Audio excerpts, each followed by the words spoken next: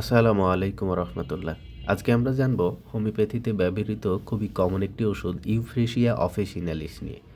Euphrasia officinalis ওষুধটি মূলত প্রস্তুত করা হয়েছে প্ল্যান্ট কিংডম থেকে বা উদ্ভিদ জগতের সোর্স থেকে। আমরা ইউফ্রেশিয়াকে অনেকেই চোখের রেমেডি বলে থাকি, তবে আমরা যদি সিমটোম্যাটিক বা সিমটম অ্যানালাইজ করি তাহলে এটা শুধু চোখের ক্ষেত্রে না, আরও অনেক ক্ষেত্রে আমরা ব্যবহার করতে পারবো। তো চলুন আগে দেখে নেওয়া যাক যে কোন অর্গানগুলোতে এটি বেশি কাজ করে।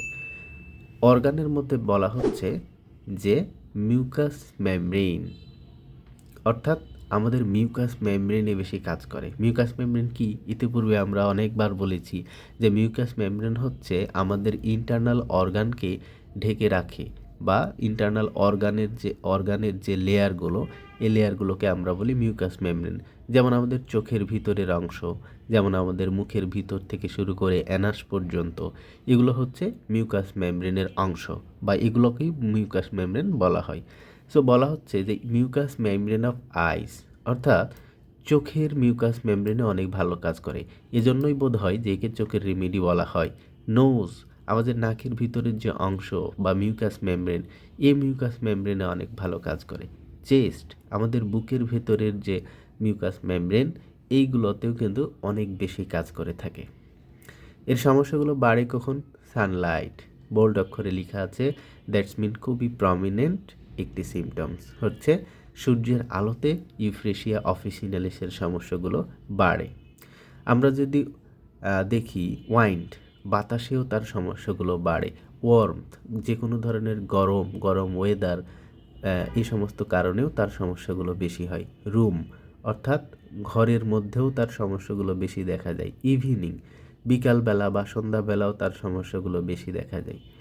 বেটার, উপশম বোধ করে কখন? ওপেন এয়ার, খোলা বাতাসে, যখন কিনা খোলা বাতাসের মধ্যে সে থাকে তখন তার সমস্যাগুলো অপেক্ষাকৃত কম মনে হয়।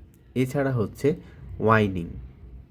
উইঙ্কিং, হ্যাঁ, অর্থাৎ সে যখন চোখকে ওঠানামা করে তখনও কিন্তু তার সমস্যাগুলো অপেক্ষাকৃত কম মনে হয় বা সে ভালো অনুভব করে। এবং হচ্ছে উইপিং আই, যখন চোখ দিয়ে পানি ঝরে তখনও কিন্তু তার ভালো লাগে। আমরা কয়েকটা সিমটম দেখব। আমরা এখানে দেখতে পাচ্ছি যে ওয়াটারি আই, অর্থাৎ তার চোখ দেখলে মনে হবে যে তার চোখে পানিযুক্ত আছে।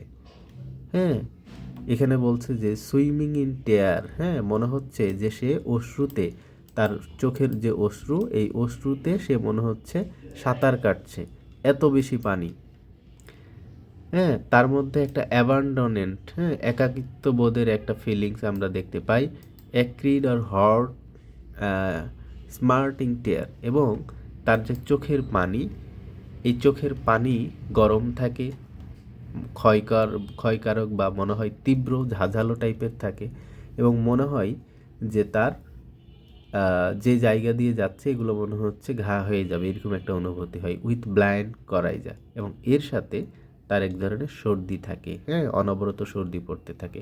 বাড়ে কখন? ওপেন এয়ারে, খোলা বাতাসে বাড়ে।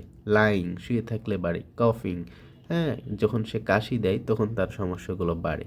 তো এতটুকুই ছিল আমাদের ইউফ্রেশিয়া অফিসিনালিস নিয়ে। আমরা আশা করি এতটুকু মনে রাখলে আপনাদের প্র্যাকটিসে অনেক বেশি হেল্প হবে।